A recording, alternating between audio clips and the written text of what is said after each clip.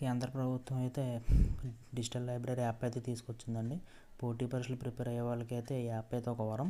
ఇంట్లో కూర్చొని అయితే మనకు కావాల్సిన బుక్స్ అన్నీ చదువుకోవచ్చు. అన్ని బుక్స్ అయితే ఇందులో అవైలబుల్గా ఉంటాయి, న్యూస్ పేపర్లతో సహా.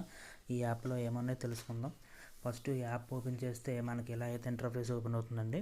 ఈ interface open school education, higher education, research, career development, cultural activities, news paper, judicial and patient standards ఇవన్నీ సంబంధించినవి అయితే అన్నీ ఏర్పడతాయి.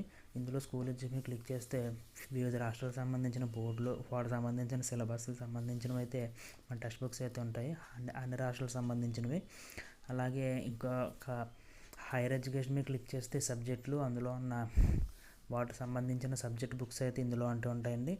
రీసెర్చ్ మీద క్లిక్ చేస్తే పబ్లిషర్స్, అలాగే సబ్జెక్ట్స్, మెకానికల్, ఐఐటి, జేఎన్సీ సంబంధించిన అన్ని పుస్తకాలు అయితే ఇందులో అయితే ఉంటాయి. మీరైతే లిస్ట్ అయితే చూసుకోవచ్చు. అలాగే కెరీర్ డెవలప్మెంట్ మీద క్లిక్ చేసుకుంటే గ్రాడ్యుయేషన్, పోస్ట్ గ్రాడ్యుయేషన్, స్టాండర్డ్ లెవెల్లో సంబంధించినవన్నీ కూడా పేపర్స్ ఉంటాయి. అంతేకాకుండా వివిధ రాష్ట్రాల్లో గవర్నమెంట్ ఎగ్జామ్ సంబంధించిన బోర్డ్స్, సెంట్రల్ బోర్డ్స్ సంబంధించినవి అయితే ఇందులో ఉంటాయండి పుస్తకాలు. అలాగే లా సంబంధించినవి, అలాగే మీకు లాంగ్వేజ్లు నేర్చుకుంటే లాంగ్వేజ్ సంబంధించినవి, మొత్తం మీరు ఏ భాషలు నేర్చుకోవాలనుకున్నా ఆ భాషలకు సంబంధించినవి.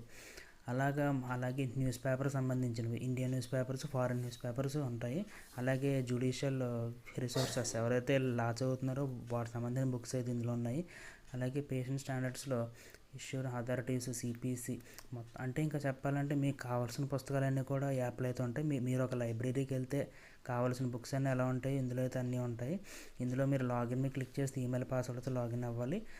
సో ఈ యొక్క యాప్ అనేది మెయిన్ ఏంటంటే గ్రామీణ ప్రాంత విద్యార్థులకి అయితే ఒక వరం అండి. ఎందుకంటే ఎంతో ఖర్చు పెట్టి హైదరాబాద్ వచ్చి లైబ్రరీలో కూర్చొని చదవాల్సిన పని లేకుండా ఇంట్లో కూర్చుని యాప్ లేదా ట్యాబ్ ద్వారా మనకు కావాల్సిన పుస్తకాలు అయితే చదువుకోవచ్చు.